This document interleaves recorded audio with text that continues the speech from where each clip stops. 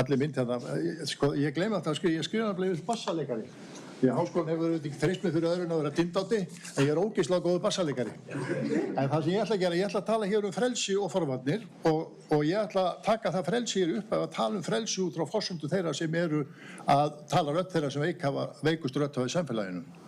Og svo getum við sagt að það er auðvitað út af hverju eru við að skipta okkur út af forvörnum. Það vegna þess að við sem erum tónst- og félagsmálafræðingar eða félagsuppeldisfræðingar eins og ég kalla okkur líka, við erum fólk sem skiptir okkur að.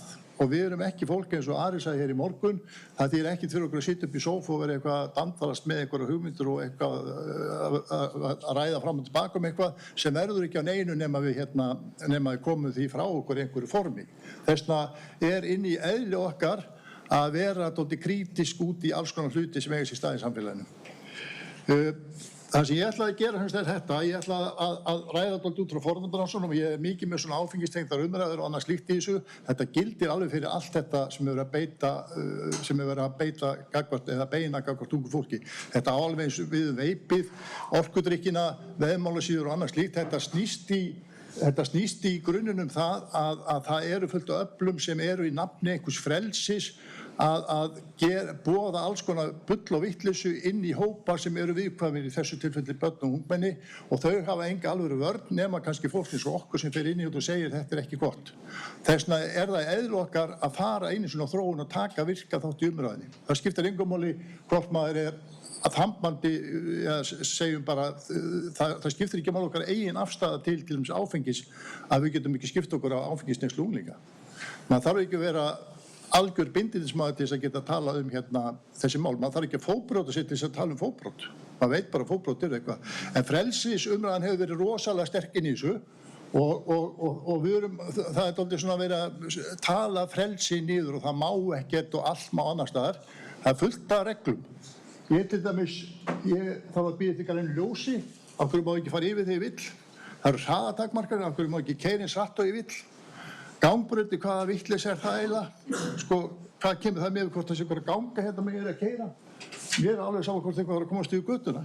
Og ég meina öll þessu umferðarskilti, svakaleg frelsisskerðing er þetta eiginlega. Hvað kom mér þessi skilti við? Ég kann alveg að keyra. Ég hef aldrei keyrt á. Ég bara keyri og ég treysti mér alveg til þess að keyra. Ég get ekki tekið ábyrgð því að Sema keyra alveg svo villsingur. Hún bara lendir þá bara árekstri. Ok, ég get ekki verið að hafa eitthvað fyrir henni. Ég get ekki sagt því að Sema, þú keyrir svo hratt út alltaf litið árekstri. Voðalega afskipta sem er þetta af mér að fara inn í það og til hversi eru allar þessar reglur. Hvar er eiginlega frelsið í umferðinni? Þetta er alveg hroðalegt að horfa á þessa einstaklinga keyrandi hérna með forsjáhyggju skilti út allar trissur og það má ekkert. Ég má ekki keyra svo ég Hafnarfjörð á 110, ég er ofboðslega góður að keyra. Af því að Sema getur ekki keyrt á 110. Ok, þetta er nákvæmlega umræðan sem við erum að díla við gagnvart börnum og ungmennum. Og frelsið sem ég er að tala það er þetta frelsinu að neinu. Grundvöllur félagsmótunar ungs fólks og frelsi ungs fólks er ekki að kaupa brennivín 24/7. Það væri miklu frekar að vinna í því að hverju ekki húsnæðiskerfi við hæfi og annað slíkt. Bransinn, hann notar frelsi í ljósi ítrustu viðskiptahagsmuna. Allt má annars staðar og raunin er sumt má sums staðar og svo getum við að tala um það að frelsi til áfengissölsingar þær eru keyptur einhliða áður og hann slýst ekki, það er ekkert brotað tjáningafrelsi eins og einhver auglýsandi sagði að það má ekki auglýsa brennivín til sölu á síðum barna.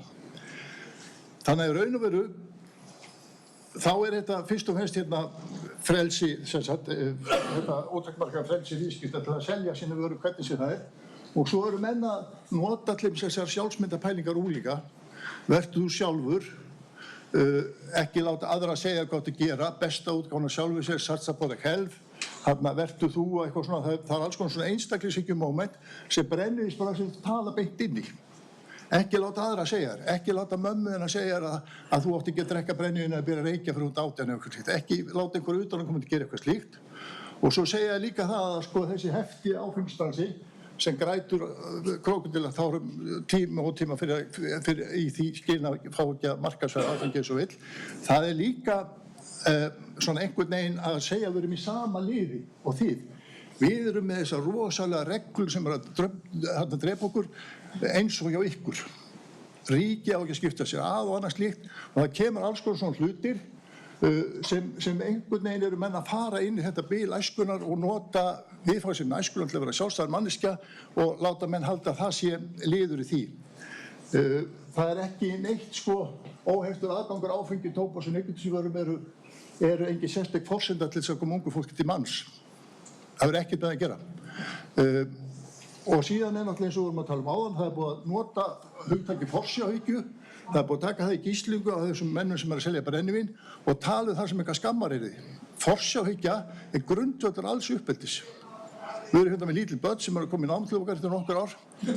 Mömmurnar passa upp á það að þau lappa ekki á veggi eða detti.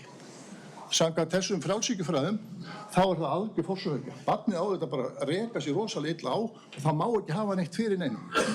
Og þetta eru skammarhyrðu og annars líkt og þetta er sem sagt alltaf búið að segja þetta er eitthvað svona pólitískt hugtak höft.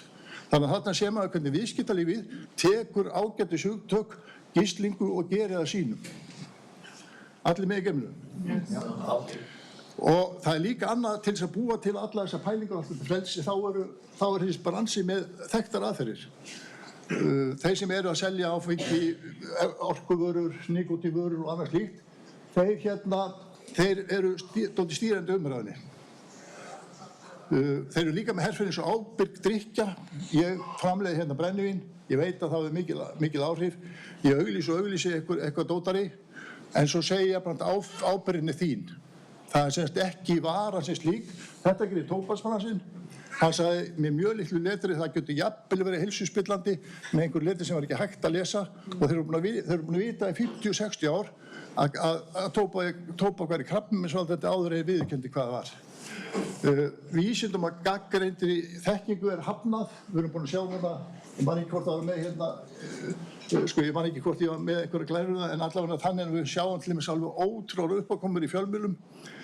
Ég sá hérna viðtal við einhvern áfengisala í Drottningaviðtal í Kastljósi þar sem hann grét krókódíl að tárum yfir því að hann hefði ekki nóg mikið af viðskiptatækifærum og gæti ekki selt sína vöru. Næst sá ég vinkonu mína Láru Sigurðardóttur sem er einn virtasti lýðheilsufræðingur í Skandinavíu. Hún er sett í Kastljós og móti einhverju sölumann áfengis. Og allt sem hann talar er Nóbelsverðlauna hæft í lýðheilsuvísindum að hans mati. En tómt bull fyrir okkur hins sem hlustum. Þið sjáu hvernig þessi stilt upp og svo skrifa menn greinar með aðstoð Google og ChatGPT og birta í löngum burðum einhvers staðar í skoðanagreinum. Málið er það að einhverjir haldi þetta sé vísindi, við sem þekkjum þetta betur, sjáum þetta bara algjört innihalslaust loft, fyrst og fremst í tilgangi til að fara inn í umræðuna það að þetta sé allt í lagi. Nú, börn og ungmenni eru lendu öll í þessu, það eru beinar og óbeinar auglýsingar, kvikmyndir og alltaf þessar nýjustu aðferðir samtímans. Það eru 2000 milljarðar á ári nýttir í það út allan heim að normalisera áfengisneyslu. 2000 milljarðar. Það er svo löng tala að það bara tekur allar töfluna hérna. Og við sem erum í forvarnarbransunum, við fáum kannski einhver 100 áskalla í forvarnarsjóð eitthvað slíkt.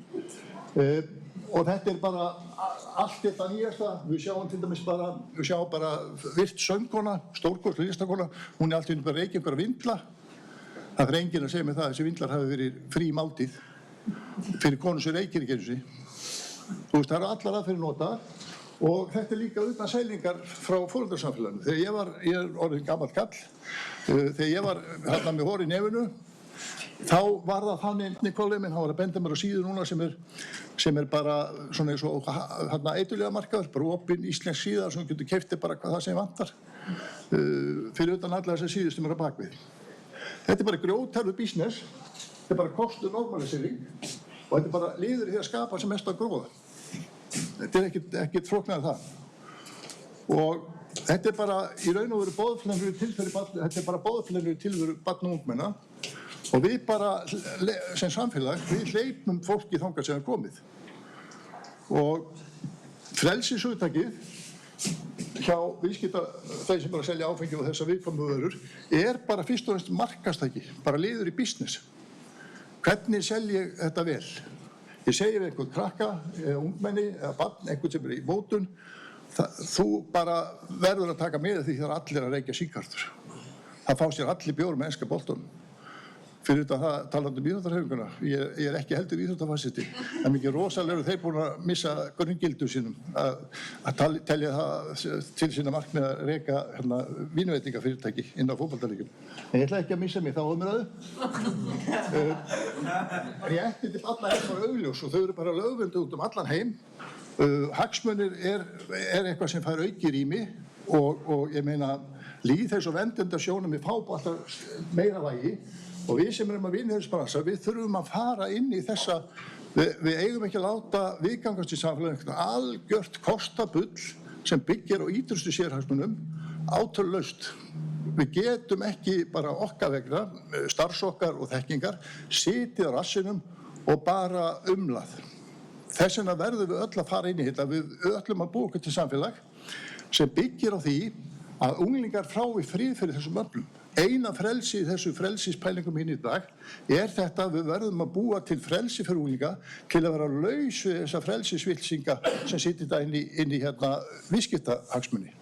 Við verðum bara að búa, ef okkur tekst það ekki, þá verður það bara þannig að Google, stórfyrirtæki og annað lið elur upp börnin okkar. Þannig við verðum að samlastu þetta alveg óháð okkar eigin afstöðu til þess hvort að við fáum okkur hvítvínglasi og rauðvínsglasi eða drekkum brennivín. Þetta snýst ekki þetta, snýst það að búa til reglur samfélagsins, umferðarreglur og það má alveg kalla það einhverja forsjáhyggju. Við getum ekki látið lið hegða sér eins og ég lýsti hérna á fyrstu glænri í dag. 15 mínútur, takk fyrir mig.